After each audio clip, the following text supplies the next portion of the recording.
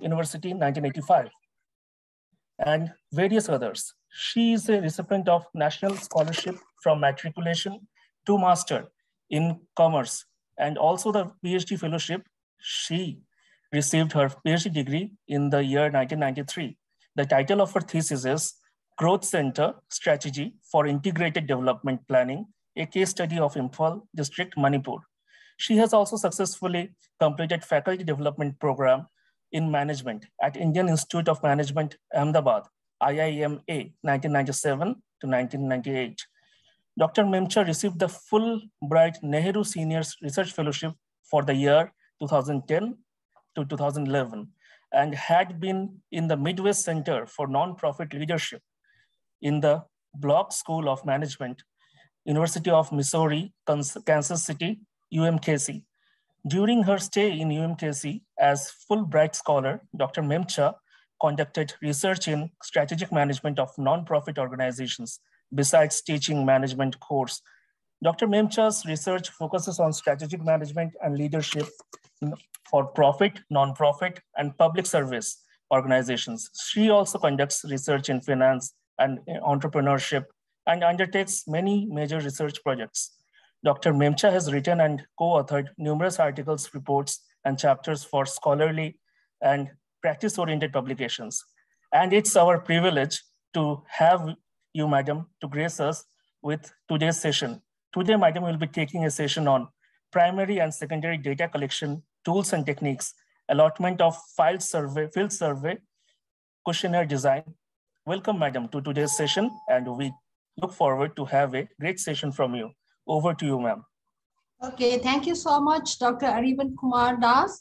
You have given a very good introduction of Dr. Sardar Patel, as well as very good, what should I say, an introduction of myself. But let me see whether I can live up to your expectations.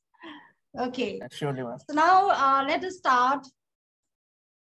So a very good evening to each one of you. First of all, let me express my gratitude and thanks to Professor Ramananda, who is head of department of the Department of Business Administration, Assam University, Silchar, and also to Dr. Deep Jyoti Chaudhary for inviting me and for giving me this opportunity to interact and to share a few of my thoughts and experiences. I admit that I'm not an expert in this field, but still, as a teacher, this is our bread. Research is a bread and butter, so we should be very acquainted with it. As I said, I'm not an expert, but still let me share some of my experiences. And I do teach research methodology as a paper for the MBA students and for the PhD, and engage in many lectures on research methodology. So let me just try to express whatever I can on the topic assigned to me. So each one of you, let us interact, and it should not be that I should be the only speaker. I would encourage each one of you to interact with me. So my topic may be a little hard. But let's try to make it interesting. So I have just outlined my lecture.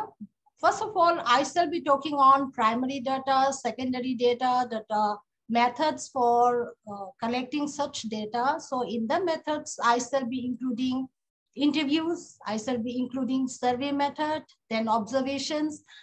Then the most important part is the questionnaire design. I'm trying to make it as easy as possible, and being from the management background, I shall be using some examples of management questions in the questionnaire, so please bear with me, but I do still encourage you all to raise doubts if you have. And lastly, if time permits, let's have a brief roundup of, I title it as hands-on research. Had this been an offline lecture, then it would have been more interesting, but let me try my best to make it interesting. Okay, Dr. Chaudhary, I'll be sharing screen. So yeah. I think you will help me with that. Yeah, okay. You just click share screen, the green button. Yeah. Okay.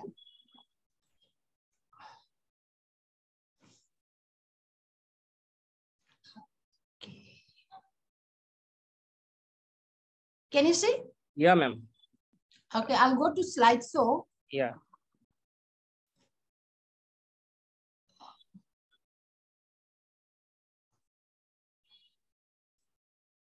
Okay. Is it visible to Yeah. all? Perfect, ma'am. Perfect.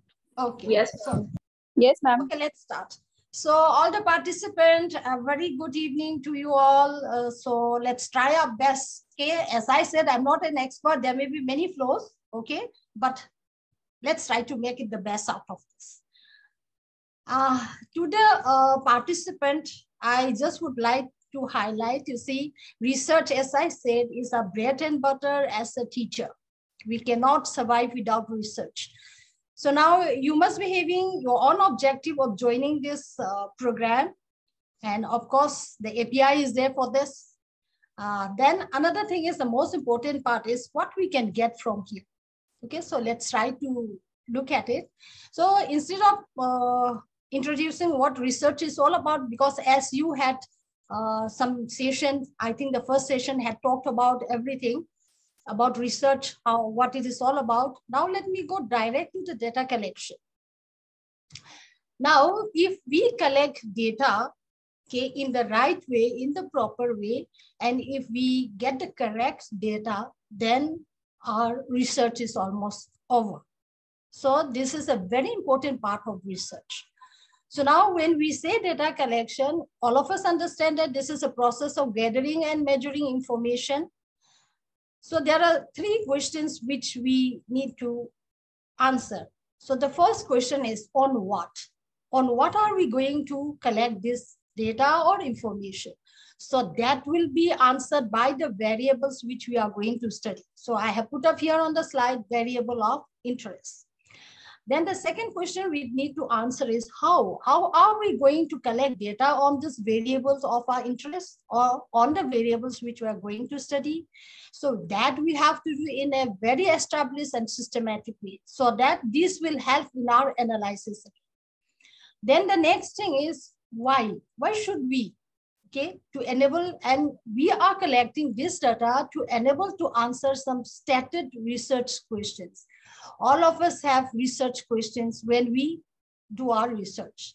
We may have hypotheses to test, and later on what we have to do, we have to evaluate the outcomes of this. So this is the whole process of why we go about collecting the data.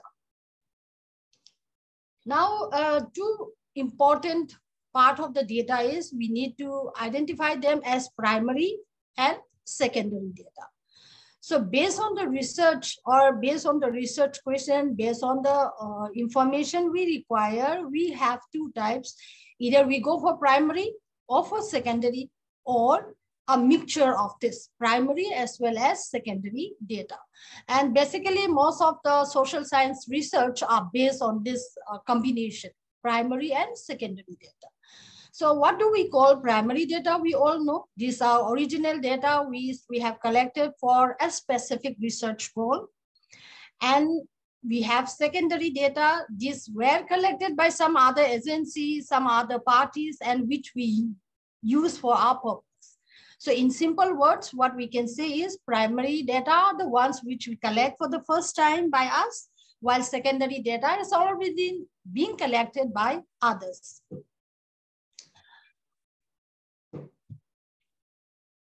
Okay, in order to understand better the primary and the secondary data, let's differentiate it on certain points. I have put up 9 points here. The criteria, the first is meaning. So primary we know first hand, secondary we know somebody has collected.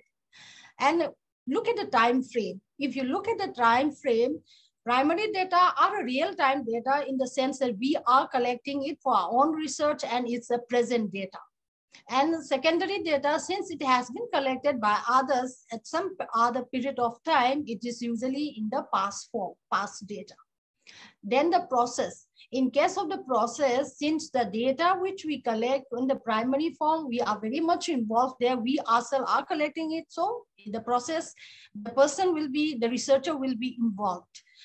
But in case of secondary data, since it has been collected by others, the involvement may not be so much of the researcher, but it facilitates in a quick and easy way of collecting data. Then what about the source? Okay, the source for primary data may be surveys, maybe observations, or maybe experiments which we do. And this may be based on the surveys and observation and other interviews and all. This may be based on questionnaire or schedules, personal interviews, etc. Then secondary data, usually these are publications by other agencies like the government. It may be websites, it may be books, journal, diaries, articles, or any internal records. I shall be talking more about it when we go specifically to primary data and secondary data sources. Then the fifth point is the cost effectiveness. Obviously, primary data, it will be expensive because we have to conduct surveys, we have to conduct interviews, etc. Then in case of secondary data, when you compare it with the primary data, it is economical. Then the collecting time or the collection time in case of primary data, it may be long because we have to conduct surveys, we have to use other tools of collecting the data. But in case of secondary data, they are already available. So if you compare the time period, they are shorter. Then the specificity. Primary data, since it is based on our research, it is specific to our needs, is specific to our requirements.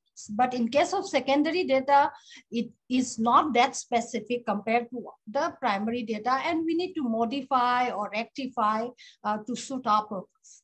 Then the availability. Usually primary data, they are in the crude form because we have to analyze it later on by ourselves. But in case of secondary data, they are refined form because this has been collected by some other people and analyzed analyzed already. So we can say that they are in the refined form. Then the accuracy and reliability, of course, primary data, we have collected it based on our research needs, so it will be more accurate to our research. But in case of secondary data, it may be relatively less. I'm not telling it's less, but I'm telling it is relatively less. So now I'm coming to the methods of data collection. The primary data collection, all of us must be aware also, the experiments which we do, the surveys which we conduct through questionnaire, the interviews, and the observations. These are the methods, or rather the sources.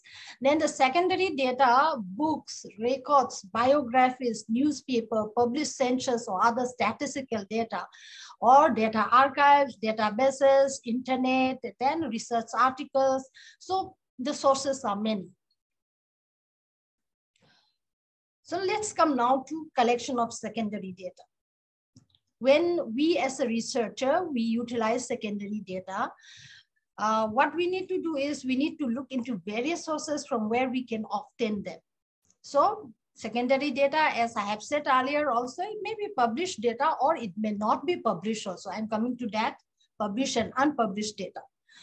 So this is our sources, the sources, or rather the different areas where we can get published data and unpublished data. So publications of central, state, local government, various other foreign publication, international bodies, technical and trade journals, books, magazines, newspaper, reports, then even the speeches by others. Okay, so report prepared by research scholars, university. So lot many are there. I'm not going into detail because I have many slides to show you where I want to include everything about this primary and secondary data. Then we have diaries, unpublished data. We have letters and unpublished biographies, unpublished theses also may be sources. Then trade associations or other agencies, labor bureaus, then other public as well as private individual organizations, they may have their own reports, so but unpublished. So the sources may be various. But it's very easy to use secondary data, right? But we should be very precautious in using secondary data. Many reasons are there. Researcher must be careful in using secondary data. So what we need to do minute scrutiny because it is just possible that the secondary data may be unsuitable for our purpose. It may be inadequate also in the context of the problem which we are studying. So Dr. A.L. Bowley, he had very rightly said that it is never safe to take published statistics at their face value without knowing their meaning and limitation, and it is always necessary to criticize arguments that can be based on them. So we have to take care. A lot of caution we need to do for secondary data. So we should not follow secondary data blindly. We need to evaluate them. So there are certain criteria of evaluation. And in research, we always talk about reliability and validity. And these are also used in evaluating the secondary data. So reliability of the data. So how we can test it? We need to ask these certain questions. Who collected the data? Okay, is it an agency? It is a recognized agency. Are they reputable? Are they credible? All these questions we need to ask. And what were the sources of the data? That also we need to find out, not just blindly follow it. Okay, were they collected by using proper methods? How did they collect the data? So all of us know that we should be very ethical in collecting data. So this is where we need to find out whether they have used proper methods or ethical methods, and at what time were they collected, whether it suits the time period which we are studying. Was there any bias of the compiler? You see, when collecting the data, there is always biasness, error is always there. So we need to verify, we need to find out, was there any bias in the compiler, okay? And what level of accuracy was desired? And have they achieved that desired level of accuracy? So these are the certain questions which we need to answer. And if we get positive answers to all this, yes, then the data is reliable.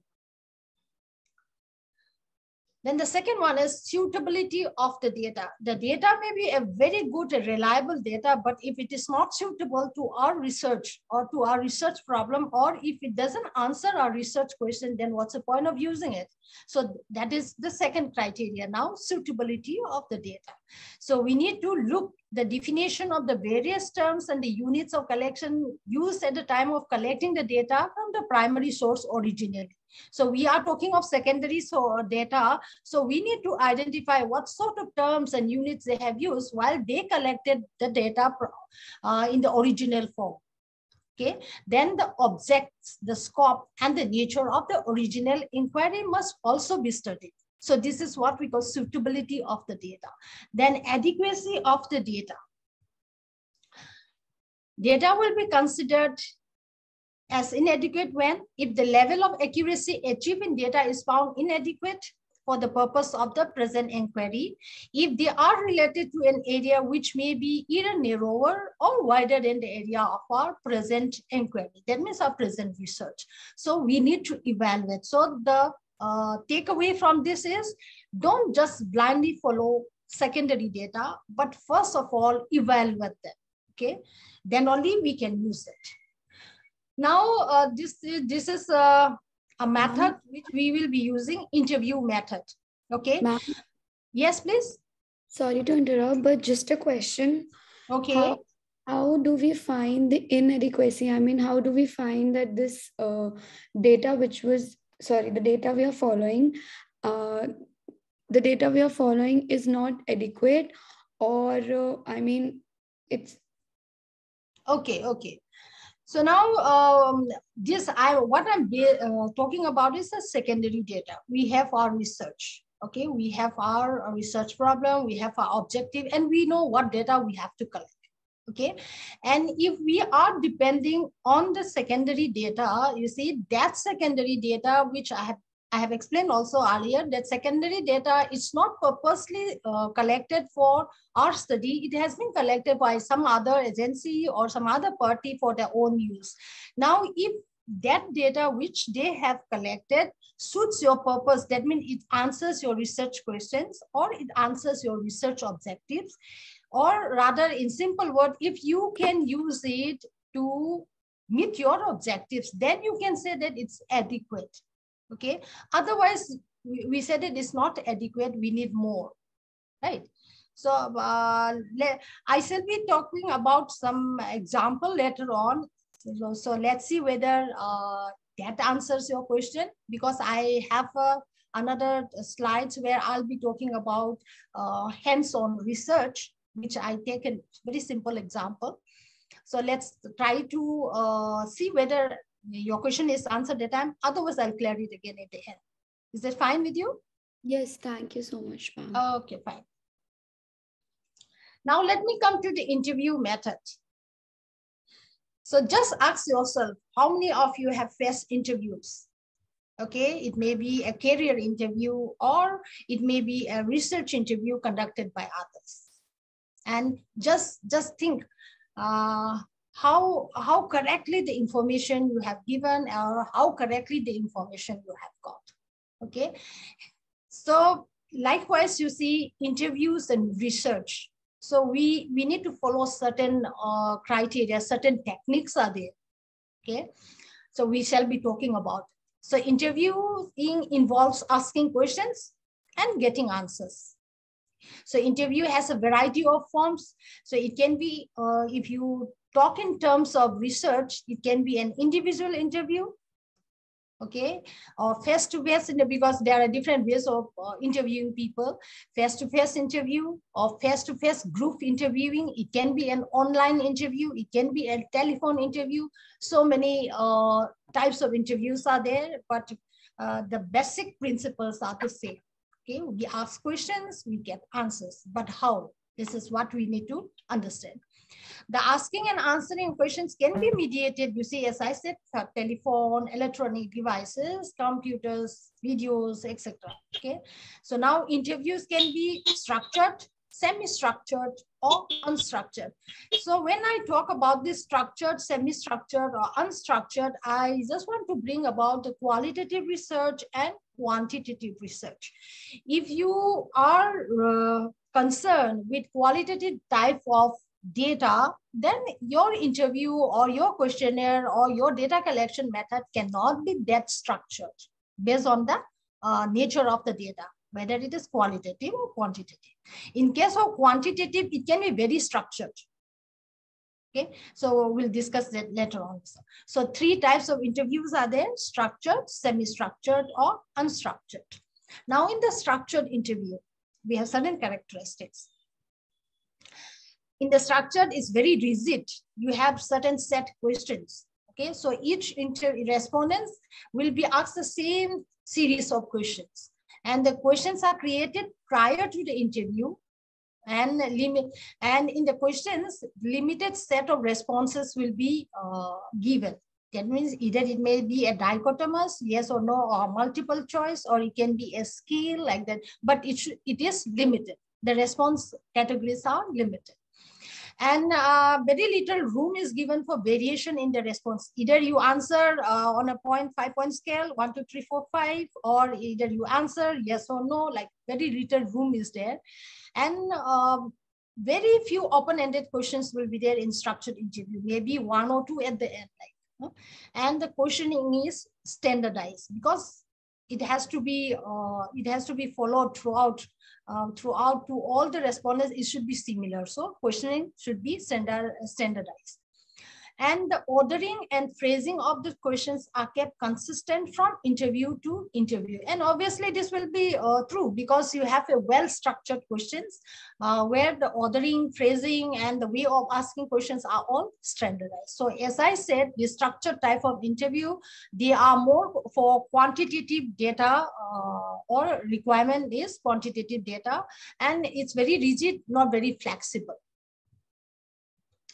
Then the semi-structured interview. So it's a mixture of the structured and the unstructured. So the interview and the respondents, they are engaged in the formal interview, no doubt. It's there. The interviewer develops and uses an interview guide. Usually we call it a schedule. It's a list of questions. Then the interview follows the guide, but is also able to use other cues in the conversation. This is where the semi-structured comes in. In case of structured, whatever is written in the questionnaire or in the interview schedule, you have to ask the question. But in case of semi-structured, yes, obviously a guide is there. But if you think that if you ask certain other additional questions, or if you give some other cues to the respondents, then you can use it. So it's a mixture of the structured and unstructured. Then the unstructured interview. In this case, the interviewer and the respondents, and obviously a formal interview session will be there. They will have a scheduled time and they will speak with each other. Okay. Then the interview has a clear, of course, the interview will plan. Each and every interviewer has to plan. He will have a clear plan in mind regarding the focus and the goal of the interview. And that plan will guide the discussion. And the interviewer will build, first of all, a rapport with the respondents, and getting, or rather you have to make the respondents open up and express themselves on their own. And the questions tend to be more or less open-ended, okay, and express little control over informants' responses. You don't have much control over the response of the respondents. That means more or less open-ended, and you make the respondents speak. So interview overall, if you look overall at the interview, it requires a clear topical focus. This we all know, either it may be structured, it may be unstructured or semi-structured. You need to have a focus, and you should have a well-developed understanding of the topic at hand. Okay, and it is best used when the literature in a topical area is highly developed. You refer literature and then you base on your focus on that. Then the structured interview can be conducted efficiently by following the instruction on the interview guide or the questionnaire, whereas it's just the opposite in case of unstructured interview. You may have an interview guide, no doubt, but still there may be other additional questions or other additional correspondence with the respondents in order to get the right information. So as I said, qualitative data more or less unstructured, and quantitative data more or less structured. Okay, just let us browse on the types of the interview. Personal interview, we know, interviewer and the interviewee through face-to-face correspondence. Then telephone interview conducting over phone.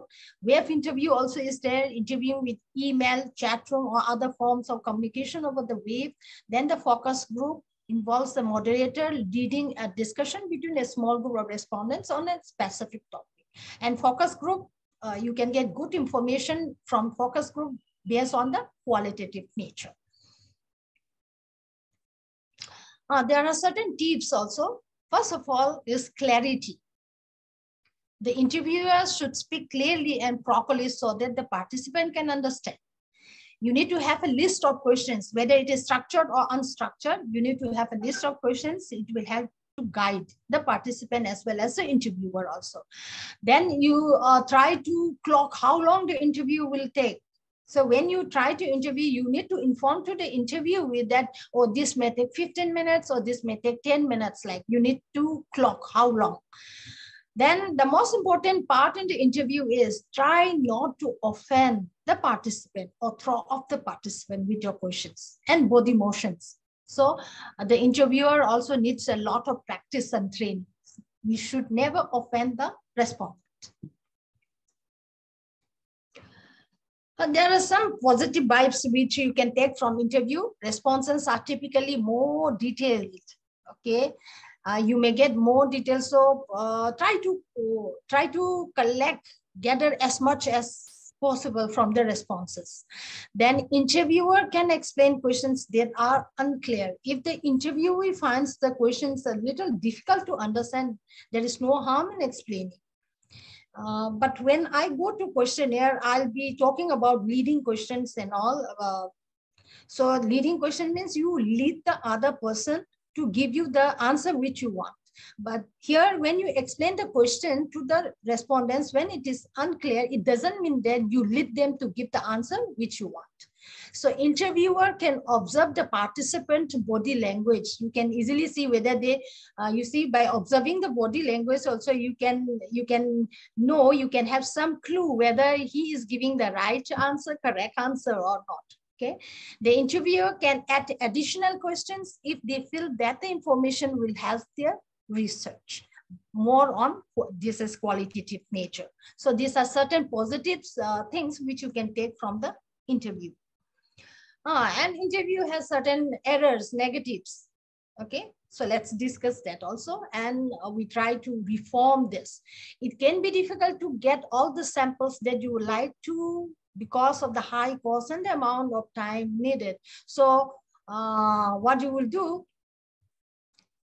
lesser sample, but it will not serve our purpose. So certain negatives are there again. And courtesy bias. You see, the tendency for the respondents to give the answer what they think the interviewer would like to hear rather than what they really feel. This is known as courtesy bias, because the interview feels that I'll be feeling bad. I don't want to hear that particular answer. He gives the wrong answer. Okay, so this is what we said, the bias, courtesy bias. Then the faulty memory, we sometimes call it to be maturity also. Some respondents may answer a question incorrectly simply because of a poor memory, right? They have forgotten something. So these are certain negatives which we may get. And this is not only for the interview, this is also for the questionnaire method of data collection. Now the next point is, how do we analyze the data?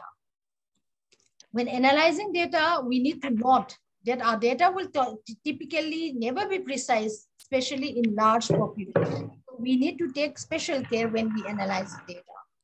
Then there are statistical methods that can be used to get a more accurate measure of the data. Analyzing based on percentage of answer is often a common choice, but we need to look at, is it right to analyze based only on the percentage? Or it depends on the objective, it depends on the hypothesis which we want to test. So this is just a view of how the data should be analyzed. Then use the data to improve what is feasible in your project. Okay, we may have good ambitions of getting so many data, so much of data, but if it is not feasible in our project, then what's the point of using it? But all this will be based on your research objectives and the research questions which you need to answer. Then another method of data collection, observational method. Observation, usually this is used in social science, in sociological study. When you want to study about a community, you do many observation methods, and there are different methods of observation. So it's a fundamental way of finding out about the world around us. You see, as an infant, when a child is born, how does it come to know about the human behavior, human nature? Is all because from the observation. So observation is a very important tool of data collection, as well as understanding the surrounding. So as a method of data collection for research purpose, observation is more than just looking or listening. Okay, so let's see what it says about is more than just looking or listening. What does it mean? So it will involve what you see, prolonged engagement in a setting or social situation. Or it should clearly be expressed, self-conscious notation of how observing is done. It's methodological and tactical improvisation in order to develop a full understanding of the setting of interest. Then imparting attention in ways that is in some sense standardized. Recording one's observation. Okay, so when we talk of observation, we do all this. So now let's look at it. When do we use observational method? When the nature of the research question to be answered is focused on answering a how or what type question. If we are using how or what type, then we may use observational method. When the topic is relatively unexplored and little is known to explain the behavior of people in a particular setting, then yes, we may use observational method. But these are all mostly qualitative in nature. When understanding the meaning of a setting in a detailed way is valuable, you can do observation method. When it is important to study a phenomenon in its natural setting, and when self-report data, that means asking people what they do, is likely to be different from the actual behavior, that means what people actually do, then you may use observation method. When implementing an intervention in a natural setting, observation may be used in conjunction with the quantitative data collection techniques. So in observation method, you see, observation method can be used in conjunction with quantitative data collection technique also. Now the class, there are many classification of observational data. Please bear with me. I'll just explain it in brief. Casual and scientific observation. So casual approach involves what? Observing the right thing at the right place, and also at the right time by a matter of chance or by luck. Casual, you didn't think about it, but just somehow you are just observing, or by chance, or by luck, or by opportunity. So then scientific observation involves what? Use of tools of the measurement. If we talk about scientific observation, then we need to be very specific and structured. Then natural observation. Natural observation involves observing the behavior in a normal setting, and in this type of observation, no efforts are made to bring any type of change in the behavior of the observation. That means you observe a society as how it is. You observe a locality as how it is, without any intervention from your side. Then subjective and objective observation. You see, subjective will involve what? Observation of one's own immediate experience, based on your experience only. And objective involves observer as an entity apart from the thing being observed. You segregate yourself, separate yourself from the thing you are observing. So it's called what? Retrospection also. You try to retrospect and see. Then the direct and indirect observation. Direct means involvement of the researcher will be there. Physical presence may be necessary. And also you may also monitor it. Then indirect method involves studies of mechanical recording or recording by some other devices, some other means like photographic, electronic, or videos, etc. Okay. Participant and non-participant observation. Participation means participation by the observer with the various types of operations of the group. The degree of the participation is largely affected by the nature of the study. So how much involvement you will be there. You will be participating in the group, but how much participation should be there? It will depend on the nature of your study. Then non-participant is that you don't participate in the activities, but you just observe it, and no relationship between the researcher and the group will be there. So participant and non-participant observation also may be there. Then another is disguised and undisguised also come. In undisguised participant observation is often used to understand the culture and behavior of a group of individuals. So in this case, what you see, you will be participating, but you don't disclose that you are really observing them. Okay. Then structured and unstructured observation.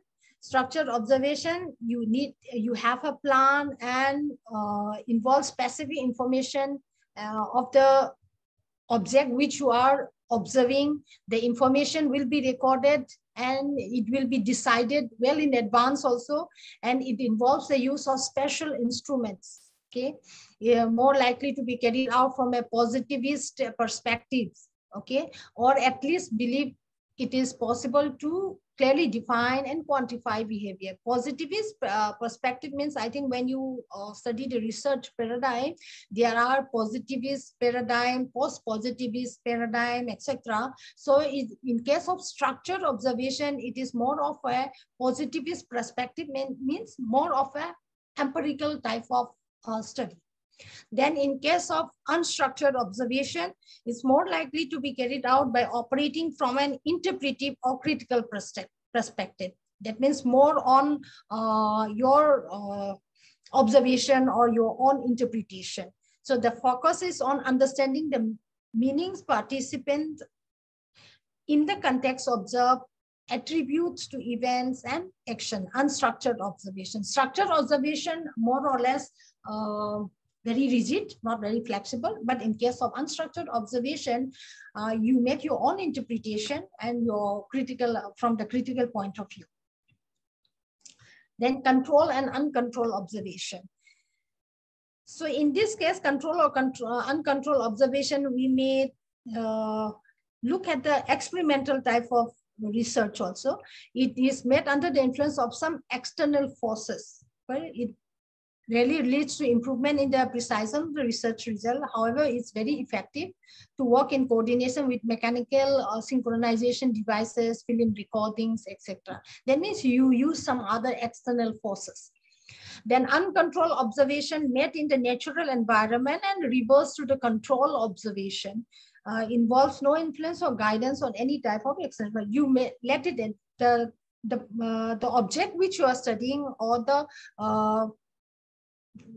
variable which you are studying, you make it, you observe it as it is, okay, no, without any control from your side. Okay, covert and overt observation. When the research pretends, this is related with that disguise, non-disguise, etc. When the researcher pretends to be an ordinary member of the group and observes in secret, okay, disguise observation. This is called covert. And there could be ethical problems here. Then overt observation is when the researcher tells them, the group or whatever he or she is studying, then you are observing them. So this is known as observe or observation. So now this is just a comparison between the methods. Okay, and observation. I don't think I should go through it because it's rather lengthy. I will share the slides with you all. So if you please go through it. This is all what I have already explained. So let me just skip this slide. Then records of behavior. Qualitative records of behavior. Observation, we are talking of observation, you see. Observation can provide rich qualitative data, or sometimes Grich has described it as thick description. So typically the researcher would not approach the observation with predetermined categories of question in mind. And because of this openness, observation in qualitative research is often referred to as unstructured. Okay, this is for the qualitative reports. And for the quantitative measures, you see, researchers obtain quantitative measures such as frequency or duration of occurrence when they seek to describe specific behavior of events. And it involves the use of some kind of formal structured observation instrument or schedules. And it will clearly identify the variables to be observed, who or what will be observed, how the observation is to be conducted, and when and where the observation will take place. So this is based on quantitative. So I'm always relating whatever data we are talking about, I'm relating it with the qualitative and the quantitative. Now, let us assume that we have collected all the observational data we require. What's the next step? The next step is to the analysis, data reduction. So you see, observed data are summarized through a process of data reduction. So in this case, what we do, we quantify the data in narrative records. We will be coding the behavior according to the criteria which we want to study, or rather categorizing the behavior or the attitude or the perception of the people or the variables which we have studied. And the data are summarized using descriptive measures, maybe frequency, we may use mean, median, standard deviations, all those. Then observer reliability, you see, inter-observer reliability will be there. This is what? This is the extent to which independent observer agree in their observation, right? Inter-observer reliability. And inter-observer reliability can be increased by providing clear definition about behavior and events to be recorded by training observers and by providing feedback about discrepancy. So this is what the real observer is doing. So that we call it inter-observer reliability, and this can be increased by training the observer. So this reliability can be assessed by calculating the percentage of agreements or correlation depending on the behavior or whatever you are measuring and recording. And when we talk of observation, the influence of the observer will always be there. if the individual change their behavior when they know they are being observed, their behavior may no longer be representative of their normal behavior. So the influence of the observer also needs to be controlled. So researcher must consider there are certain ethical issues related with observation. So the researcher must make an effort to control or to consider ethical issues when you try to make observation or attempting to control reactivity rather.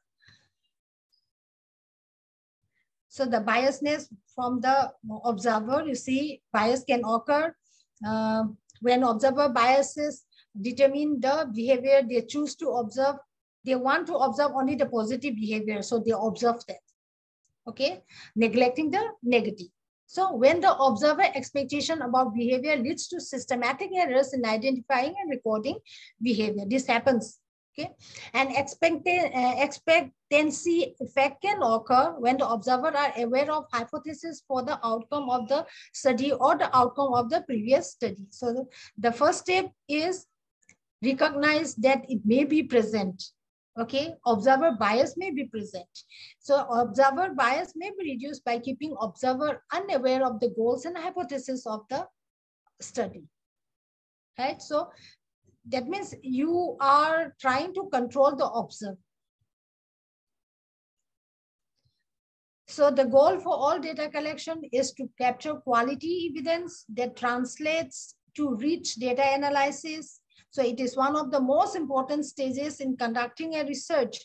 You may have the best research design in the world, but if you cannot collect the required data, you will not be able to complete your research. So now I'm coming to the survey, because this survey is also a part of the topic assigned to me. After the survey, I'm coming to the questionnaire. Then after that, I will quickly go to hands-on research. The survey, you see, the method of survey research is one of the techniques applied in social research. And this is helpful in collecting data both through direct and indirect observations. So these are the steps which we do while conducting survey. First, we need to determine the aims and objective of the study. Based on the aims and objective of the study, we need to define the population to be studied. Okay. Then you design and construct a survey. You select the instrument for survey. Instrument here will mean our questionnaire or our plan or our guide. Okay. Then survey guide or survey plan, etc. Then first of all, conduct a pilot study first. This is very important, right? Then after the pilot study, you will know where you have to rectify and what you can do to make the survey more successful. Then the next step is select a sample. Now, why I have put the pilot study before selecting the sample? Because just after selecting the sample, you will be conducting the survey. So before conducting the survey, you can do a pilot study. Then based on the pilot study, make the corrections, okay, modifications, then select the sample and go for the administration of the survey. So then the sixth step will be analyze and interpret the finding, then prepare the report, communicate the report. Okay, these are this is a part of the research stages which we do. Now there are two types of survey research. One is cross-sectional survey and the other one is longitudinal survey. So let's see what all these two are. Cross-sectional, they collect information from a sample that has been drawn for a predetermined population. You will already decide a population, then you will have a sample. And this information is collected at just one point in time, at one time, once only. And you used to collect data from very different types of groups, maybe in terms of age, sex, groups, nation, tribes, etc., but at a single time. Okay, example I have given there, a study of the effect of socialization of children of different age group of a particular country or a particular state or particular society. Okay, you are collecting data based at one point of time. This we call cross-sectional survey. Then longitudinal survey is collected at different points of time in order to study changes over time.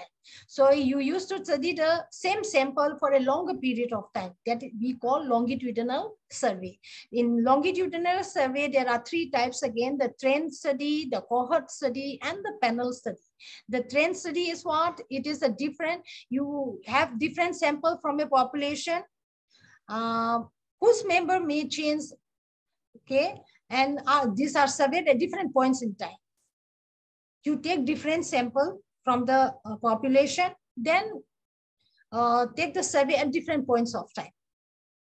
Then cohort study is samples a particular population whose member do not change over the course of the survey. So trend study is member will change, time also will change. Cohort study is the same member will be there, do not change over the course of the survey.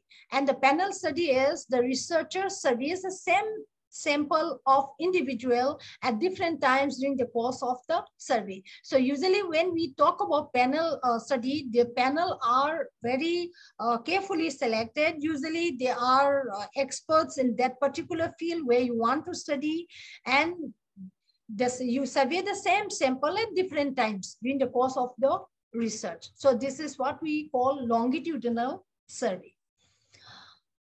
Now I'm coming to the questionnaire method. So questionnaire will be used in survey. Questionnaire can be used in quantitative as well as in qualitative. Okay, so this is when we talk of instrument, we are talking of questionnaire.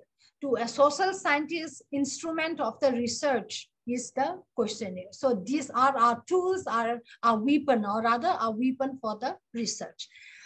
So a questionnaire is a research instrument.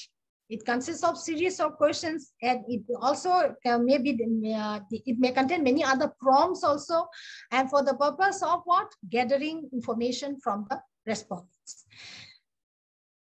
Although often designed for statistical analysis, this is not always the case. As I said, questionnaire can be used in qualitative or research also. So this questionnaire was first invented by St. Francis Galton in 1822. This is believed to be that questionnaire. How did it come into use? Then the type.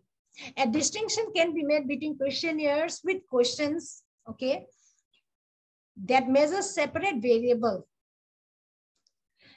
or are aggregated into either a scale or index, commonly part of the test.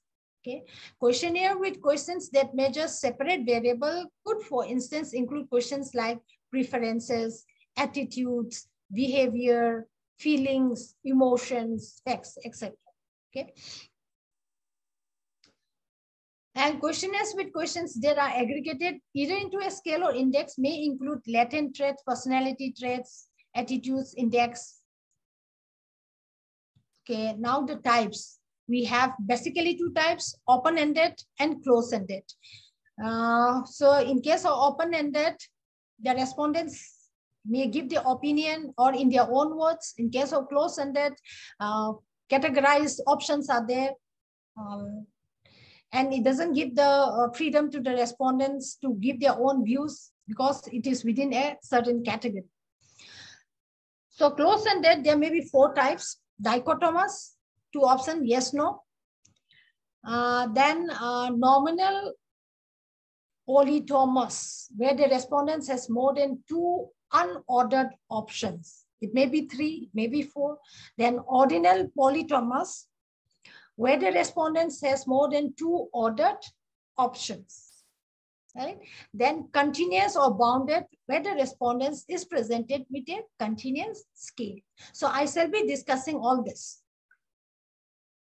The process, you see, the questionnaire design is an art as well as a science. It requires great skill, it requires creativity, it requires experience also. Of course, there are no scientific principle that guarantee that, yes, if you use this, you will have the best questionnaire design. Nothing like that, okay? But guidelines are there. So first of all, what we need to do is what information is needed in order to frame the questionnaire. So it requires a continual review of the earlier stages of the research project, particularly the components of the problem, research questions, the hypothesis.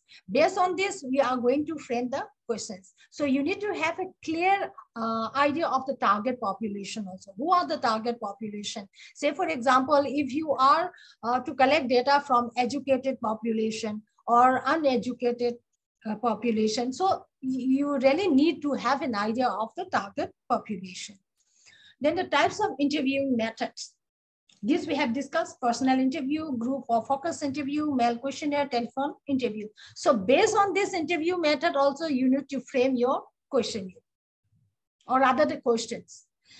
Then individual question content. This is another thing which we need to understand. Is the question really necessary?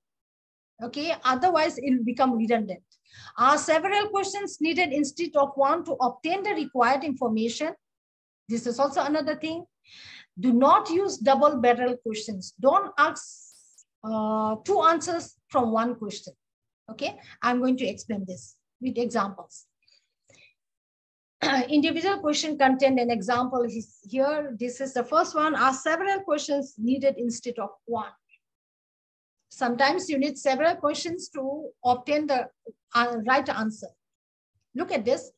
Do you think Coca-Cola is a tasty and refreshing soft drink? Is it right? I'm talking about a question content. You see, to a person, Coca-Cola may be tasty, okay, and it may not be refreshing. But to a person, you see, it may be both also. It may be one of the two.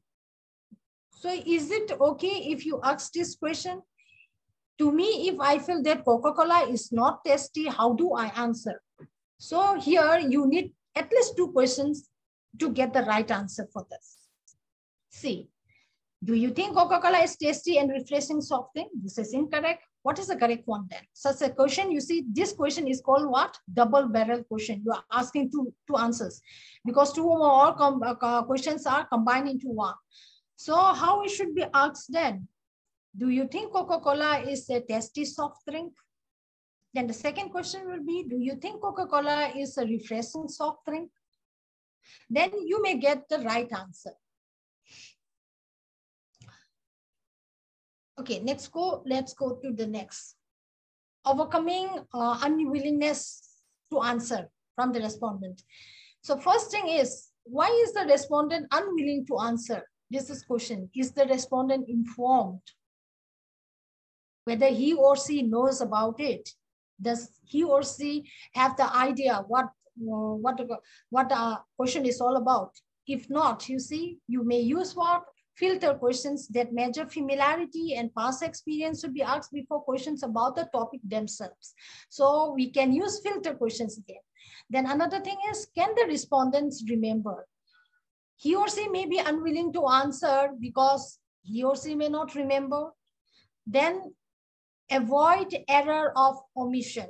Sometimes due to your omission of some terms, the respondents may not answer correctly. Can the respondents articulate? That means, can they understand?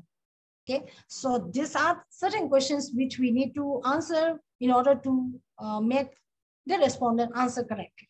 So how do we overcome the inability to answer? Can the respondent remember? Just look at the question. How many gallons or liters of soft drink did you consume during the last 4 weeks? Can anybody give a correct answer for this? You need to think. No? You need to do some calculation, and you may not be able to do also. So this we say is an incorrect question. How can we do it? Look at this question now. How often do you consume soft drink in a typical week? It may be less than once a week. You give options, okay? 1 to 3 times per week, 4 to 6 times per week, 7 or more times per week. If you answer ask in this way, then obviously one can answer in a better way. Can the respondent articulate? See, Respondents may be unable to articulate certain types of responses, describe the atmosphere in a departmental store, okay, or describe the atmosphere of a shopping mall. If you ask like this, it will be difficult. So respondents should be given aids such as pictures, maps, description, etc. to help them articulate their responses. So now, how to overcome unwillingness? Minimize the effort required of the respondents. Number two is the context in which the question are asked appropriate? Make the request for information seem legitimate. Okay, if the information is sensitive, please look at it carefully, because we may try to get sensitive information from the respondents also. What techniques we can use? Place the sensitive topics at the end of the questionnaire or in between. Okay. Preface the question with a statement that the behavior of interest is common. Say, for example, I am conducting this research so and so for my PhD degree, or I am conducting this for a research project. So a preface is necessary. And whatever information I'm gathering will be kept confidential and used for academic purpose only. This is an example of the preface. Ask the question using the third person technique. Okay. Then hide the question in a group of other questions which respondents are willing to answer. These are some techniques which we can use. Provide response category rather than asking for specific figures. So we can use different techniques in order to overcome the unwillingness of the respondents. And choosing the question structure. Open-ended questions are useful in exploratory research as opening questions. You can use structures question whenever possible. In multiple choice questions, the respondent's alternatives should include the set of all possible choices and should be mutually exclusive. Okay. In a dichotomous question, if the substantial proportion of the respondents can be expected to be neutral, include a neutral alternative. If the respondents' alternatives are numerous, consider using more than one question to reduce the information processing demands on the respondents. So the point is, make it as easy as possible for the respondent to answer. Choosing the question structure example here, unstructured questions are open-ended questions. See, do you intend to buy a new car within the next 6 months? Is it the right way to answer question? Okay. During the next 6 months, then let me go to the next one, I think. Structured questions specify the set of response alternative and the response format. A structured question may be multiple choice, dichotomous, or a scale. So this is based on the multiple choice and the dichotomous. Now, see. This was the example which I have just cited in the previous slide. You see, in a multiple choice question, the researcher provides a choice of answer and the respondents are asked to select one or more of the alternatives. The first question was an open-ended question. Do you intend to buy a new car within the next 6 months? No, that was an open-ended question. But now if you break it up into these options, definitely will not buy, probably will not buy, undecided, probably will buy, definitely will buy, others, please specify. Okay. So we provide a choice. So which one will be easier? We need to think. And then the dichotomous question. Ma'am, I have a question. Yes, please. Ma'am, so is it mandatory to put options in the question? No, it's not mandatory. I'm not telling that it's mandatory. It's not mandatory. If you feel that the respondent can easily answer the open-ended question or just a dichotomous question, yes, you go ahead and use it. But if you feel that it will be difficult on the part or you will not get the right information from the respondents, then you need to give certain options. Okay, but while deciding the option also, you should take great care that the options identify the answers which you should get. Ma'am, one more thing I want to ask. So Okay. A questionnaire can be mixture of both open-ended and closed. Yes, obviously. Okay. Based on your data need. Okay, it can be both. Okay, ma'am. Thank you. Okay, so next, a dichotomous question, yes or no? Often two alternatives we say, okay, we can be supplemented by a neutral thing. Do you intend to buy a new car within the next 6 months? Yes, no, don't know. If you feel that it is necessary, you can put this also, a neutral question. So the question nature should be based, as I said, whenever we frame the question, we need to look back to our question research stage, the objective, the need of the information need, which we should get, and the approach, what sort of approach you will use. So those will decide the question. Now, the same question I'm using here, you see, you can use a scale also. Do you intend to buy a new car within the next 6 months? Definitely will not buy, probably will not buy. Instead of this, you can use a scale, 5-point scale, 1, 2, 3, 4, 5. Okay. So based on the need, we need to use this. Now, choosing the question wording. Wording also is very important. You see, define the issue in terms of the 6 W's is very important. Who, what, when, where, why, and way. Way means how, H-O-W, how, okay?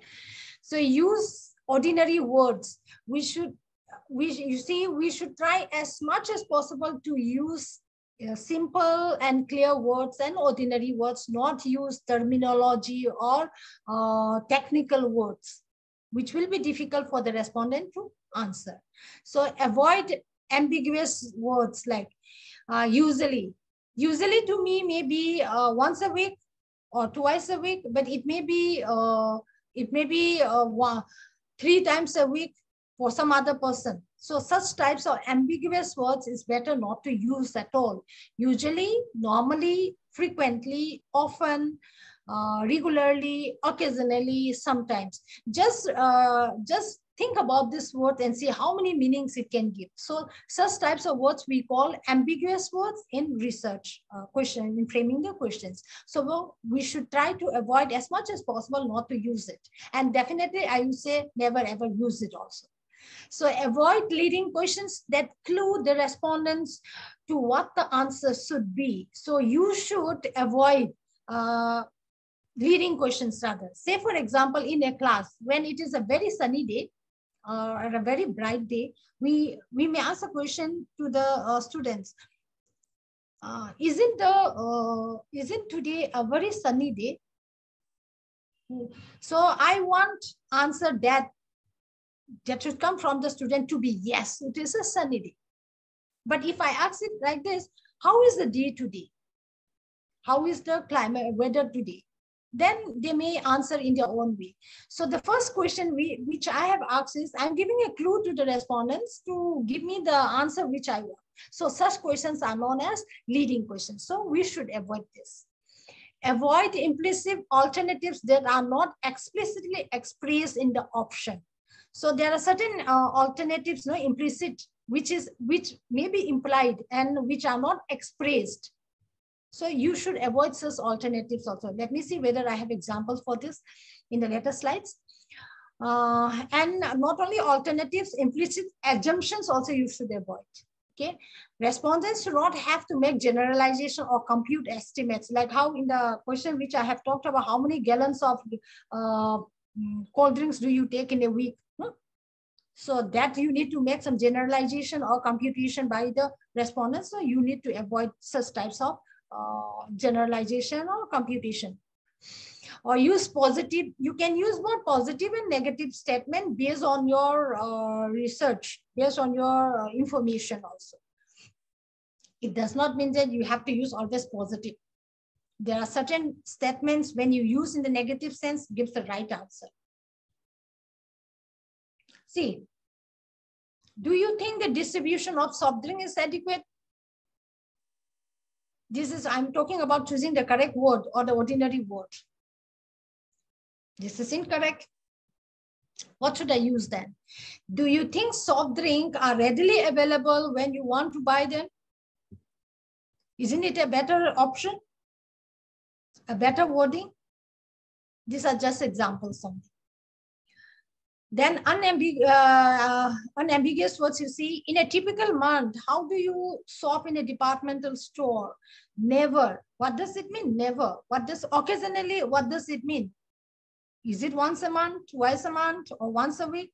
Sometimes, often, regularly. If you give these options, then it can give so many meanings, so many interpretations by the respondents. So try to avoid such things. So what can we do then? In a typical month, how often do you shop in a departmental store? Less than once a month, 1 or 2 times a month, 3 or 4 times a month, more than 4 times a month, then at least you can have some concrete answers here. Okay, so these are what we call avoiding unambiguous words. Then, researcher, we need to ask these following questions related with the unambiguous words. Does it mean that, does it mean what we intended? Say often, if we use usually, does it mean what we intend to get? Does it have any other meaning? Often means what to me, often means what to you? No? If so, does the context make the intended meaning clear? Yes, if it has the same meaning, then does the context make the intended meaning clear? That also we need to find out. Does the word have more than one pronunciation? This is very important. Words having more than one pronunciation. Is there any word having a similar pronunciation that might be confused with this word? You need to find out. Is it a simpler word or phrase available or suggested? So these are certain questions which we need to ask related with the unambiguous words. Avoid leading or biasing questions. See, do you think that patriotic Americans should buy imported automobiles when they would put American labor out of work? So this shows that the researcher wants to get the answer yes. No, this is called what we call leading questions. So this is incorrect. But if we do like this, do you think Americans should buy imported automobiles? Yes, no, don't know. It's easier. Okay. And it's not biased also. So now an alternative that is not explicitly expressed in the option is an implicit alternative. I have talked about implicit alternative now in the previous slide. See, do you like to fly when traveling short distances? This is a question. This is incorrect because it may have an implicit alternative. Do you like to fly when traveling short distances, or would you rather drive?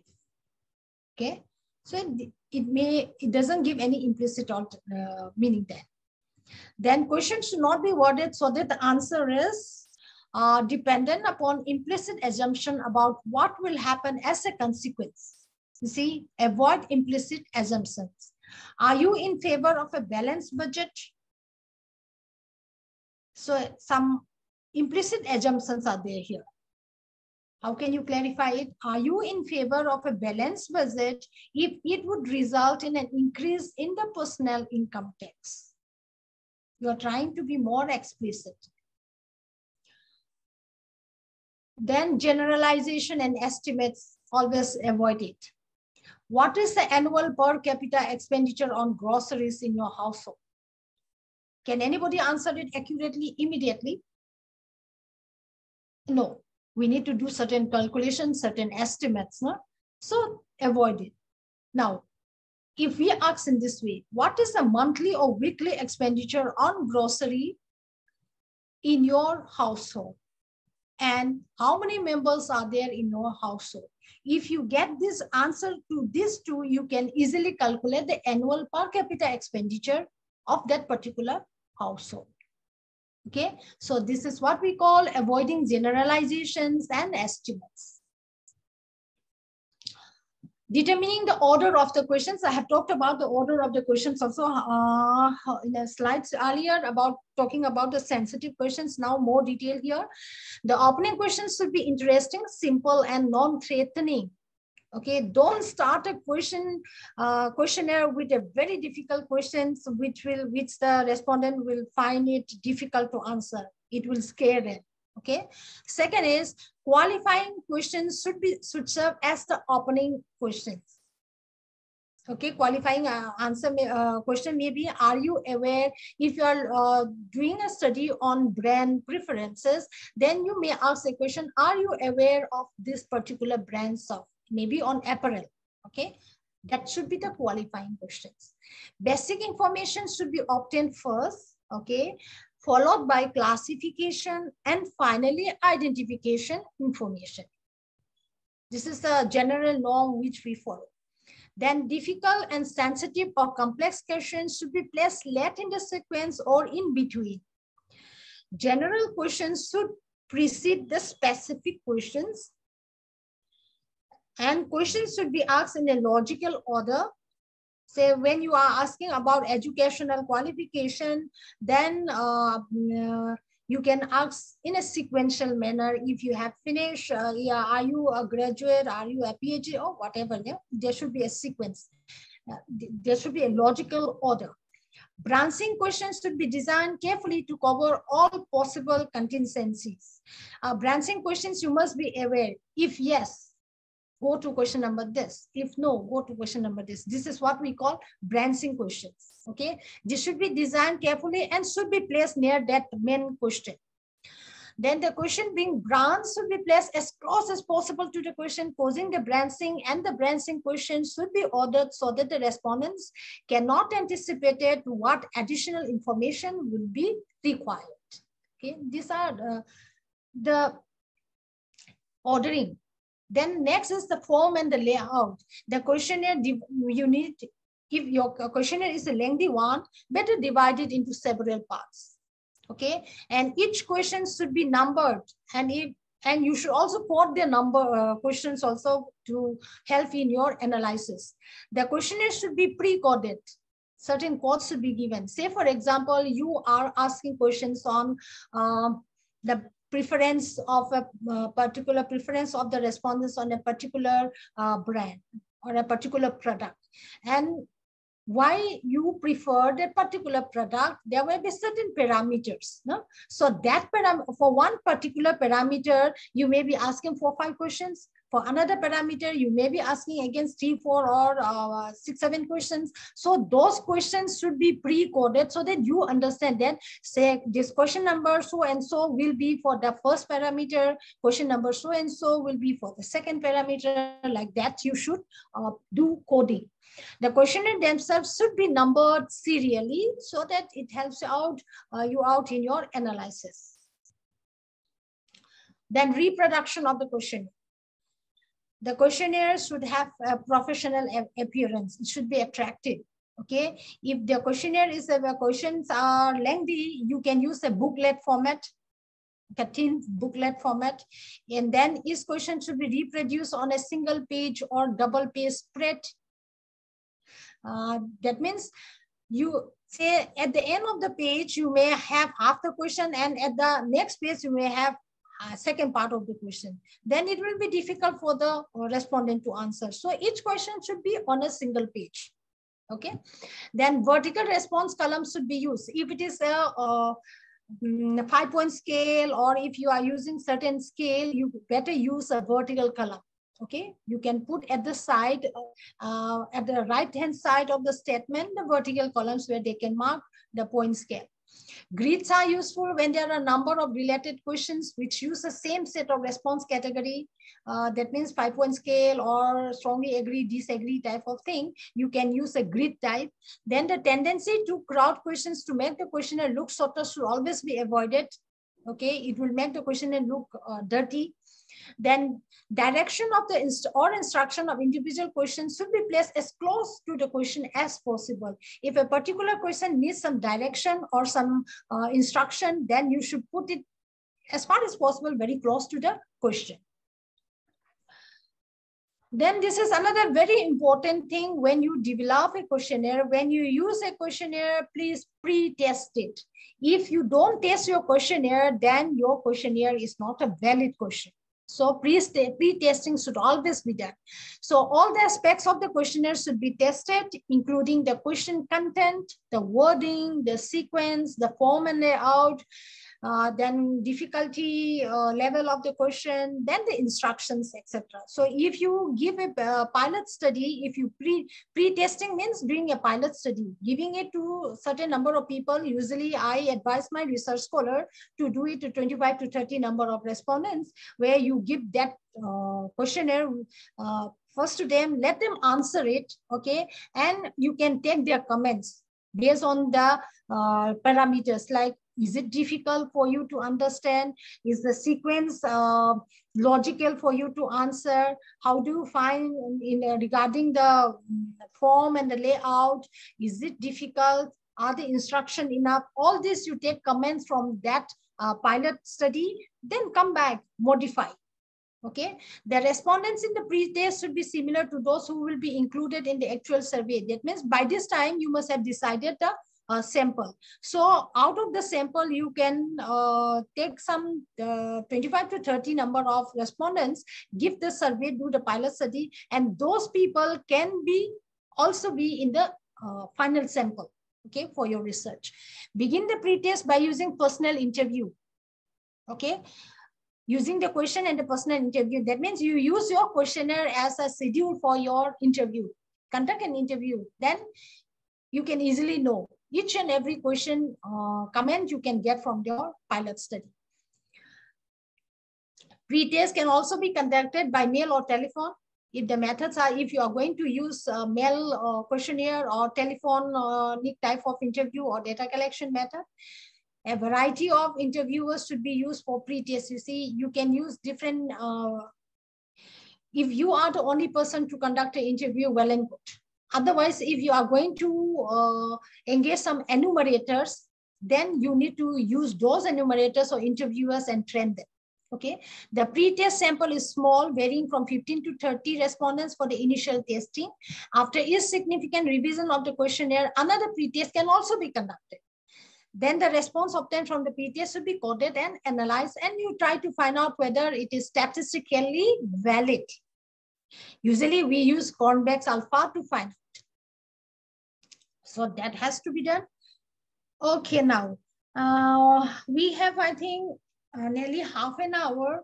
So I think hands-on research we can take up. This is an overall research with a very simple example which I have put in. And if it is offline, yes, I can do lots of interaction on here. But since it is an online, I have tried to put as much as possible on the slide based on a full research type of work here. So we'll go through it. Before this, if anyone wants to clear any doubts, yeah, please go ahead. 1 or 2 questions only. Ma'am? Yes, please. I just want to know if you are using a 5-scale question. I mean, if you're using 5 scale, so we need to put 5 scale in all the question, like all 5 options. You mean in the whole questionnaire? Yes, ma'am. I mean, if you are using, if you are taking 20 questions, if suppose for a research, and do we need to take 5 options for all the questions? No, it's not necessary. It's not necessary. You see, certain questions may be related with certain parameters which cannot be answered in a 5-point scale. Okay, so these are questions asked by my research scholars also a lot, and my students, and they also ask me, how many questions, madam? You see, the number of questions and the type of questions, it depends on your research topic, the research information, the research questions which you need to answer. Okay, so there is no hard and fast rule that you are using a 5-point scale, all the questions should be 5-point scale. If you use in that way, then you may not get the right information. There may be certain parameters where you cannot use 5-point scale, only answer of yes or no, or maybe an open-ended question may also be necessary to get the answer. So it doesn't mean that you have to use a Likert scale for all the questions in your questionnaire. So, right? So it should be based on your research topic, research objective, and the research question, or rather the hypothesis, if at all you are using. Okay, and there is no hard and fast rule that you should use hypothesis in your research. If your research is an exploratory type of research or a qualitative type of research, then there is no need for a hypothesis. And it's not correct to use a hypothesis in an exploratory research. Okay, but if your research is of a conclusive type or descriptive type, then it will be good to have some hypothesis to prove. Okay, so basically all these are based on your research paradigm, which you have decided, the research approach, the topic, and the objectives. Okay, so there is no hard and fast rule that these questions only you should use. Okay, have I answered your question? Noted, ma'am. Thank you. So can we go ahead with the hands-on research? Yes, ma'am. If we have time after this, we can have some more interaction questions. This I have experience of doing it offline, and it was very successful. But online, certain handicaps are there, but still, let's go ahead.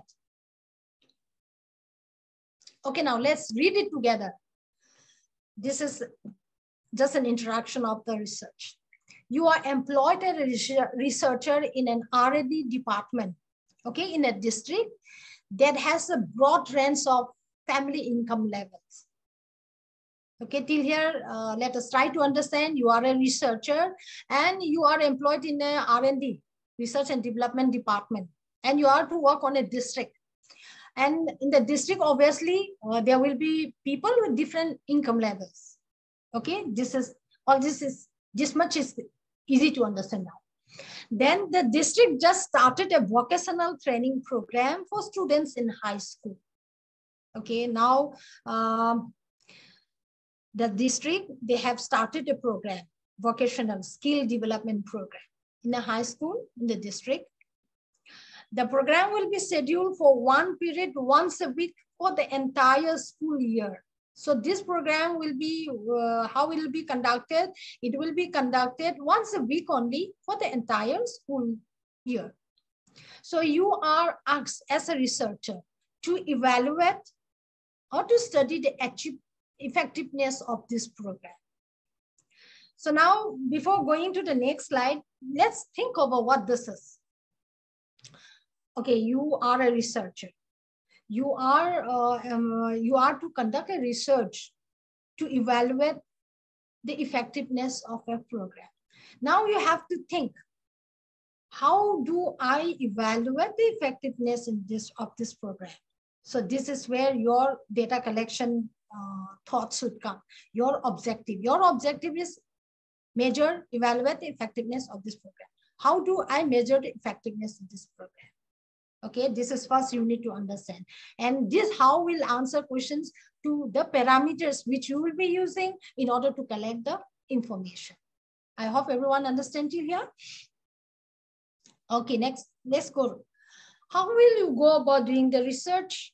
You need to chalk out introduction, including the purpose. That means introduction of your research. Then you need to find out your research questions. You need to find out your research design and why that particular design is chosen. This, I think you have to go back to your research paradigm. Okay. Then the sample and the population, what population you will be using, and from that population, how you will select the sample, the variables and the measures. That means the variables means variables to measure the effectiveness. Okay. Then how you are going to collect and analyze the data. Not only this is enough, you need to find out the ethical consideration also. Then you need to find out the strength of the research. You need to find out the weaknesses of your research. Okay, so this is the overall or a broad idea of how you go about with the research.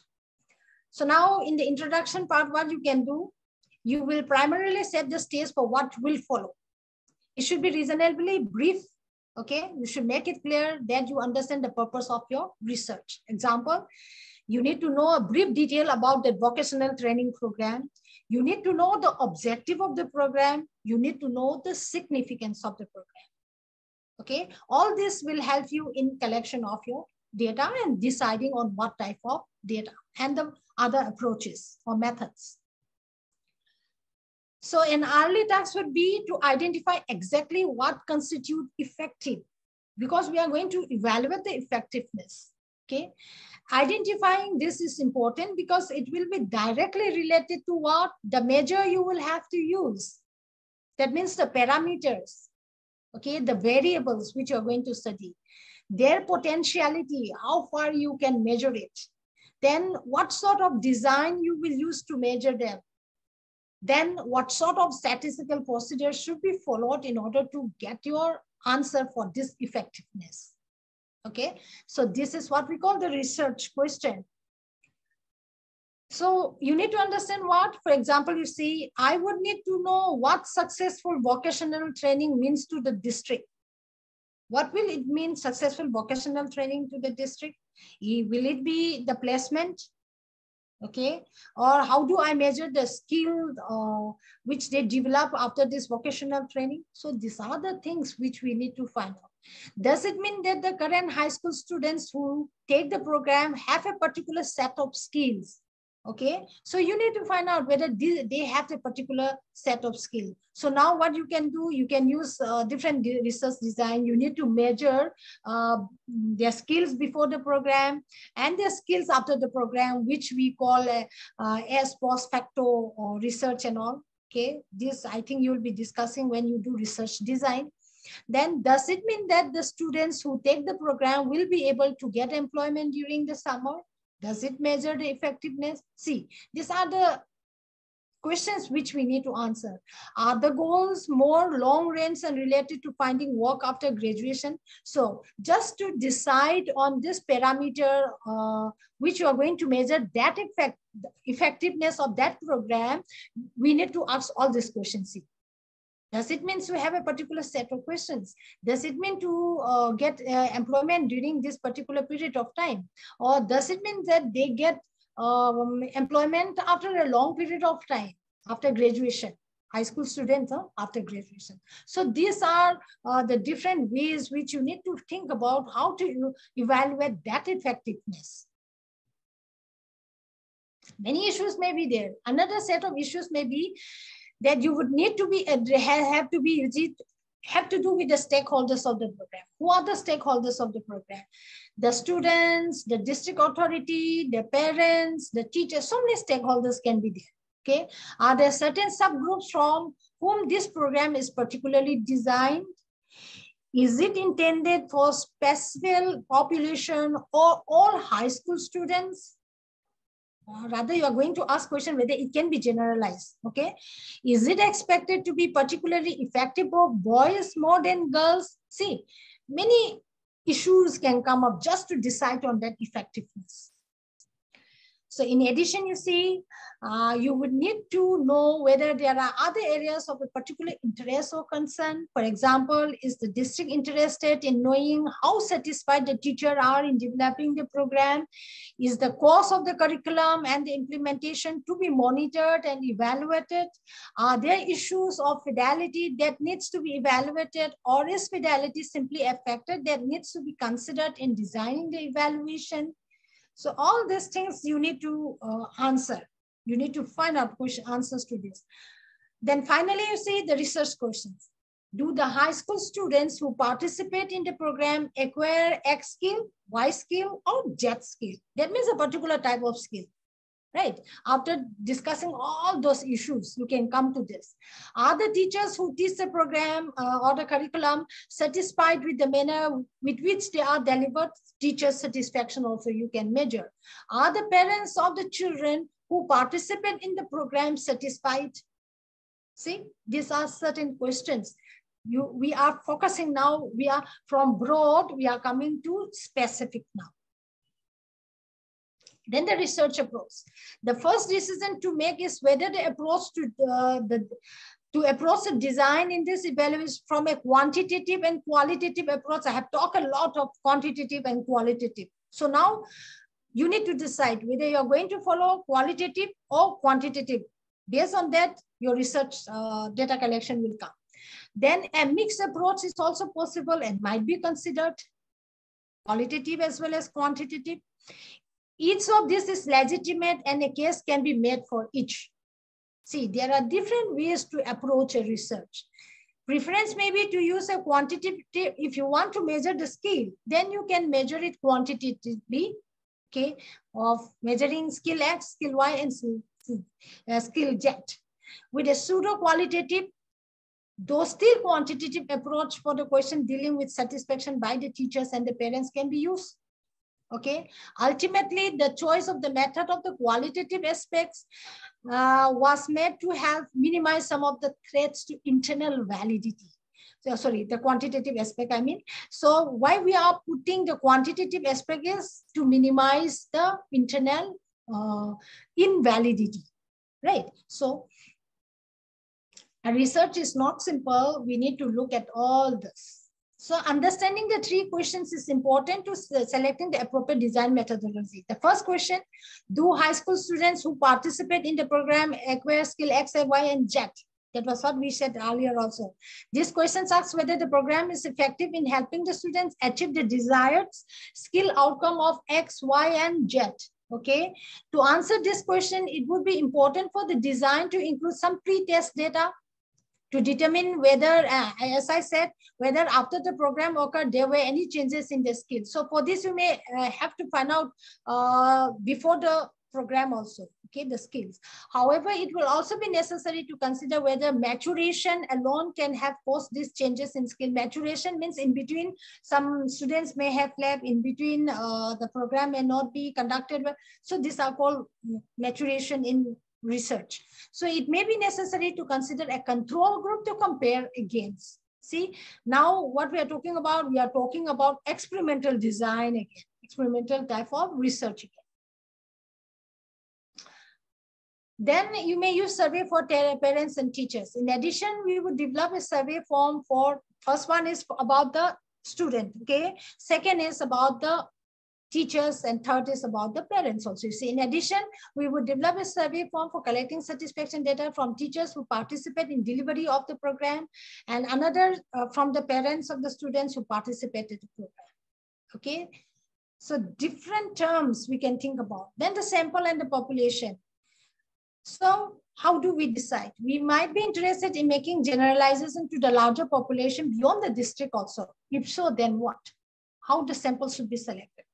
Primary interest is the effectiveness of the program in the district. So accordingly, population may be defined. So first, specific to the district, then you define. You see, one approach might be, you consider a sample by selecting a random number of students participating in the curriculum, that in the program. Another is to select all the students participating in the curriculum.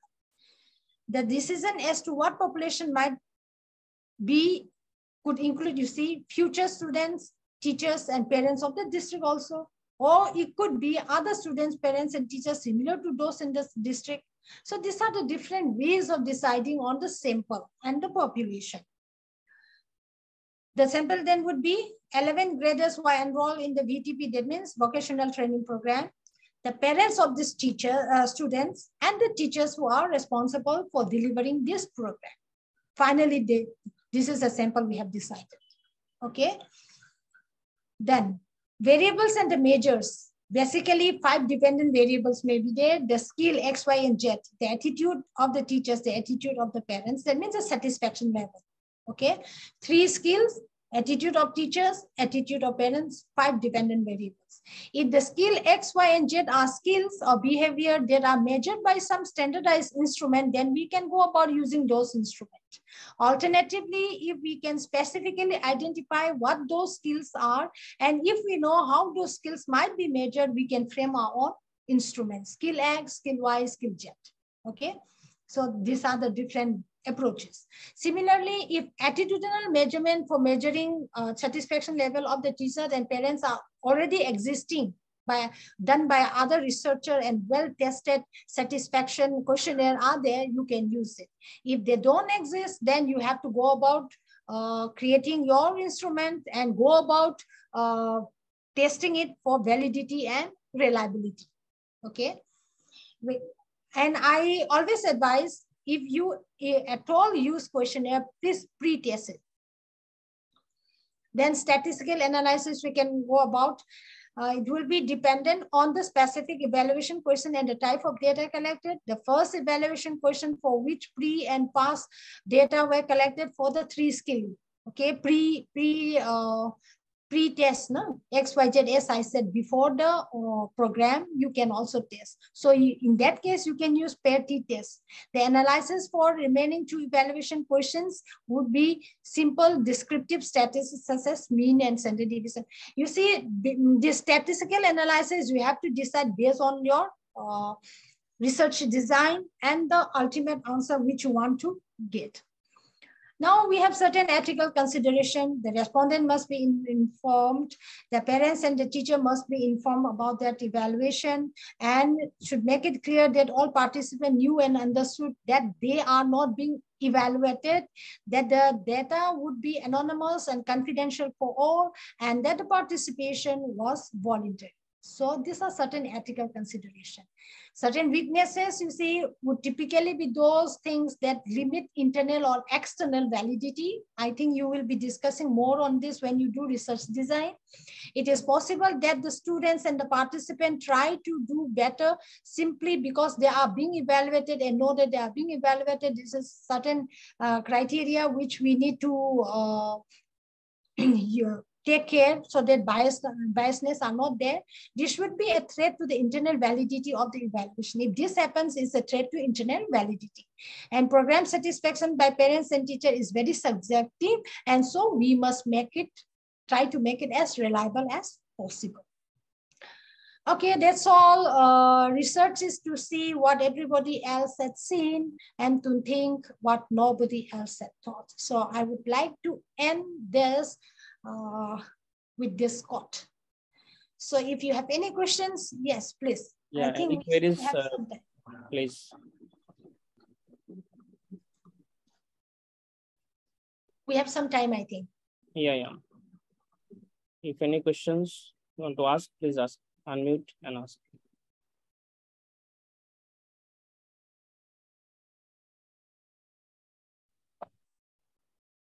Everyone must be tired after looking at all the more than 100 slides. The way you explain the concept is very clear, ma'am. Oh, thank you for that. And even the hands-on session that you took, like. Yeah, this hands-on session, no, I usually give this. I don't explain the slides first, but I just usually give the first slide and I make the participant think about it. Yeah. And then I make them into groups, okay? And I make them compete also. It usually takes 1 hour to do that. And after that, I show all the slides. So that is very enriching also, and they experience it. But since it is online, I have to do it all myself. Dr. Rachana, you want to say something? You are unmuted. Sir, good evening. Good evening, ma'am. Yes, ma'am. I have one question. Yes, please. Actually, ma'am, it was very nice session and you have explained so well how to prepare questionnaire. But my question is related to those questionnaire which are already prepared by some other author and used by other author. So while taking that questionnaire in our research work, how what are the aspects or what are the things that we should keep in mind while taking that questionnaire? Okay. First thing I would advise that you please take consent from the person who has prepared the questionnaire.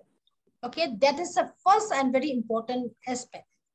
Okay, you need you need to take the consent from the person. Certain copyrights and all are there.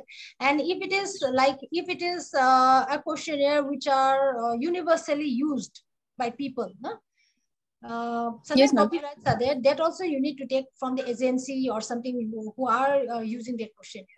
And you are very lucky if you have such type of question which are already pre-tested and used by other people.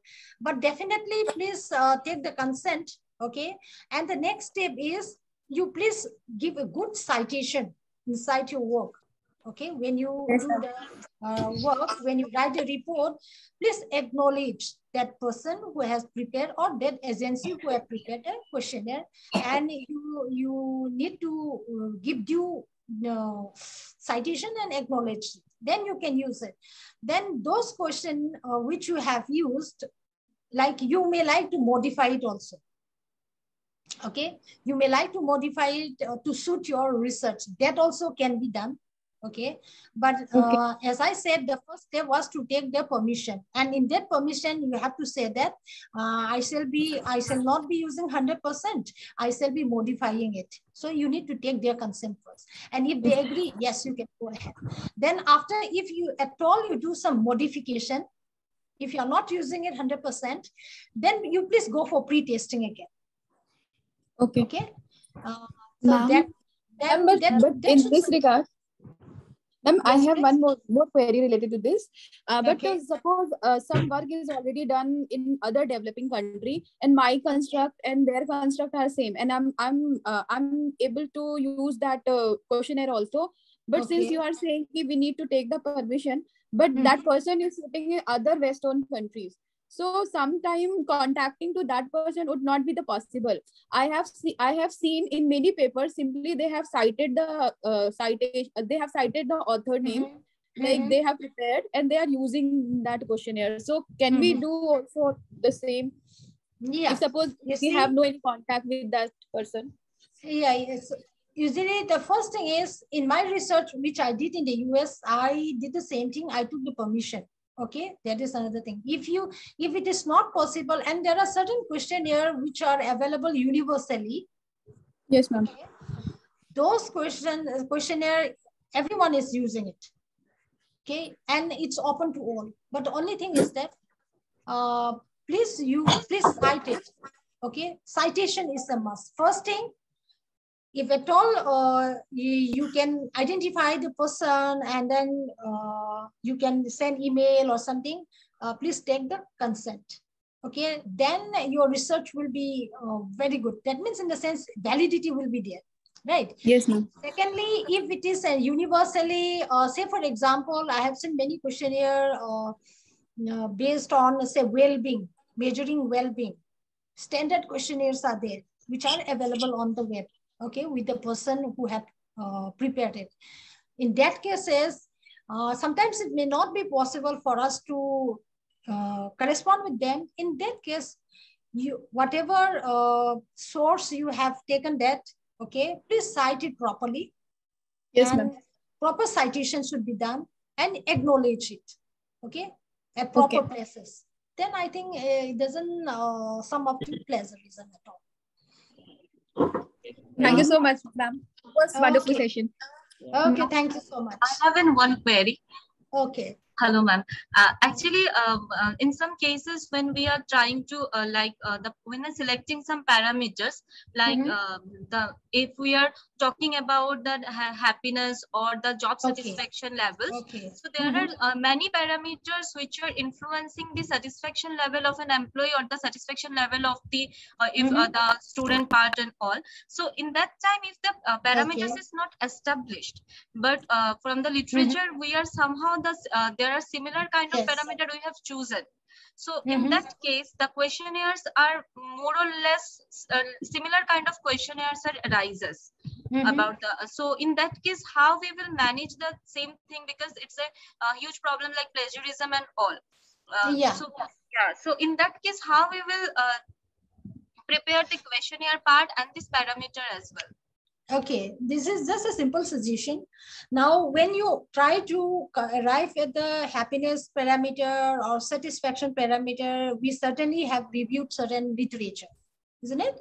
Yes, ma'am. And in the review of literature, we come across all those parameters. So we started citing them, we started writing on it and understanding it and taking it for our research. Yes. Then later on, please develop a model based on those parameters, a model of your own. Say happiness can be measured, right? Yes. So measured by using this parameter, and that model, you are making that model of your own based on the other research done by other people. Huh? So cite properly all those, and you can prepare your own model based on that. And based on those model, you can use the parameters which they have used. But while framing, while in the review of literature itself, you please cite it that you are measuring this happiness parameter based on such and person's parameters which they have described. No?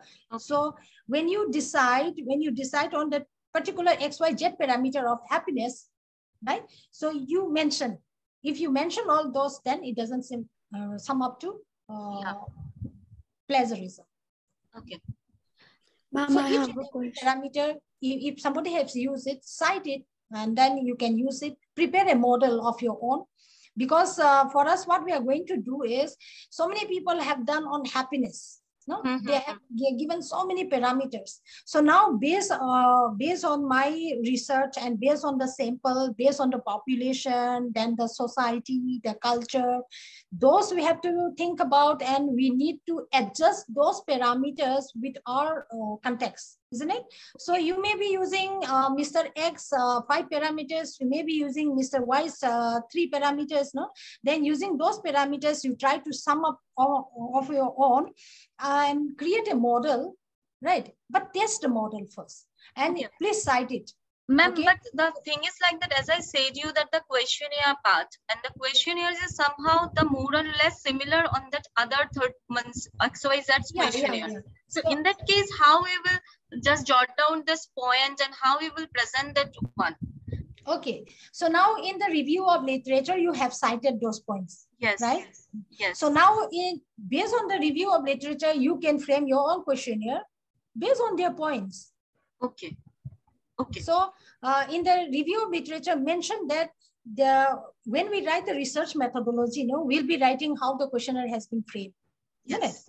So when you write how the questionnaire has been framed, you can say that the questionnaire has been framed based on the parameters of this studies. And you have taken that. Cite it properly. Then at the end, you can make your own questionnaire. Okay. Thank you then so much. Then it doesn't sum up to plagiarism. And you are going to test your own questionnaire also. But definitely you have to test it. I always advise 25 to 30 respondents from the sample. Test it, find out the convex alpha, see whether it is not less than 7. Yes. Then, yes, you can go ahead. Okay, thank you so much, ma'am. It was a very wonderful session. Thank you. Okay, thank you so much. I just tried to convey my experience only. Even if you are to tell you frankly, you all are very lucky. Your generation are very lucky to have such types of programs and all. During my days, it was in 1990. 91, 92, when I did my research, no such programs are there. We never knew what is research methods all about. Our supervisor will tell you, write in this way, you write in that way. We did in that way. Ultimately, we didn't have this experience of doing research. I myself, when I did my PhD research, I'm 0 in research methodology. Later on, after completing the research only, I came to understand what is research methods all about. Then my experiences with the West and my small projects which I have taken. So those experiences have made me understand what research methodology is all about. And we, especially those who are in the teaching line, we should be very strong in research methodology. I don't know, I think other research resource person, I think they will surely clear this doubt for you all. When to use hypothesis and what type of research needs hypothesis and what types of research doesn't need hypothesis. If you are going for hypothesis testing, what sort of sampling you have to use.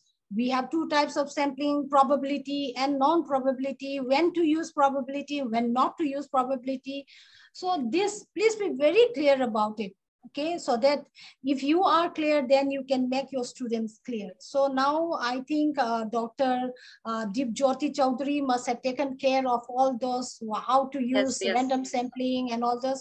When I ask when I do lectures like this in a refresher course and all, when I ask a participant, they say they did random sampling. Then when I ask, what do you mean by random sampling? Then how did you do a research your sampling about? Many have taken convenient sampling and they say that it's random. I have picked up randomly. So that's sort of mistakes. No, now let's not make it. Let's make our research strong. If our research methodology is strong, then we can publish it in good journals. Thank you so much. And thank you so much, Deepjyoti sir, for this, for providing us for this wonderful session. And thank you so much, sir. And we're blessed to learn from this eminent resource person. Thank you, Deepjyoti sir. And the I need to admit that we are lucky because of this online medium. We have to experience online from across India. Yeah, this is one positive aspect from online. Ma'am, I have a query. Okay, please. Ma'am, I would like to know, is there any appropriate number of questionnaire for a research thesis? Whether it should not be very less, very more? This is what I say during my lecture also. My students also keeps on asking me, how many questions, madam, should I include in my questionnaire? But that I cannot say because there is no standard format of that this should be the questionnaire. Even you see, if the questions are so accurate, and then if you feel that it will, only even 5 questions can make a research. Okay, so there are no hard and fast rule that 100 questions, 20 questions, 30 questions.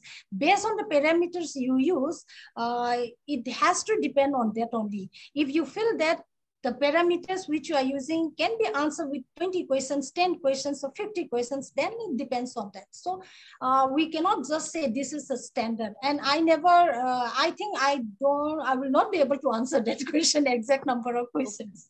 Okay, it should be based on your parameters, what you want to measure. And of course, if you have any query later on during your research process, you can always take my contact number and an email from Deepjyoti Dr. Chaudhary. He will definitely give you a response with me. I'll be always happy to help. Ma'am, thank you so much for your valuable speech. This is Binodini. Okay, Binodini from where? Manipur? Yes, ma'am. Manipur, research scholar of Sir Chand Babu. Oh, yes. Yeah, yes, then you can come and meet me if you have any query, no? Yes, ma'am, but I'm in Uttarakhand. I will contact. Oh, yes, you are there. No, you are there. Yes. Yeah, so, yes. But whenever you come back home, you can always meet me. How are you? Ma'am. Ma'am, I'm fine. Everything is all right. Nice to hear from you. Nice to hear from you. Nice talking with you. Nice listening to you, ma'am. Thank you so much. Okay, I'm just overwhelmed with all your comments. Yes. I hope there is no more queries. If there is no more queries, we can proceed to Anirbanji for the vote of thanks. Okay. Yeah, please. Thank you so much, sir. I can off my video now, no? Yeah, ma'am. Okay, thank you. Thank you so much, sir, for giving me this opportunity to deliver a vote of thanks for today's session. I would like to thank our resource person, Dr. Memcha for today's session, for enlightening us with her knowledge and presence in today's session. We are really thankful for sharing your valuable inputs about the covert and overt observation, observer bias, cross-sectional surveys, longitudinal survey, and the hands-on research experience will definitely help us in the long run. I would also like to thank Dr. Deepjyoti Chaudhary, coordinator of this online 2-week FDP, and all the organizing members from Vidyasagar University for organizing it, which has indeed been of great help for the participants of today's session. I would like to take the opportunity to express my sincere thanks to all the participants for your patient listening and active participation. Thank you so much. I would also like to thank all the backend coordinators for their untiring support in making this event successful. With this word, I would like to end today's session and hoping to have a great learning experience in the upcoming FDPs. Thank you so much. Thank you so much for all your nice words, and it's a very good experience for me too. Thank you, Dr. Deepjyoti, for inviting me. Surely, ma'am. I also thank you for giving us your precious time and engaging with us. I am looking forward for your future sessions in our department, ma'am. Okay, yeah, you're most welcome. It will be my pleasure. Thank you. Okay, thank you so much now. Okay, so good night to everyone. Good day right now. Thank you, ma'am. Good night. Yeah, participants, let us meet tomorrow again at 4 p.m. So till then, thank you. Right, and if any queries is there, those who have queries, they can stay back. I can discuss with them for 5 minutes. The rest all can leave. Okay, Dr. Chaudhary, I'm leaving now. Okay? Yeah, thank you, ma'am. So please just pass the PPT for today's second session. PPT, I think will it be required because video is there. Now, if you need to refer something, you can check the video and find it out. Okay, the recorded video, Yeah, right? recorded videos, you can find it out there. Yes, sir. Okay, thank you so much. Any other issues regarding this publication and all? Paper writing? Okay, I think there is no more queries. So let us call it a day. Thank you. Good night, sir. Thank you, sir.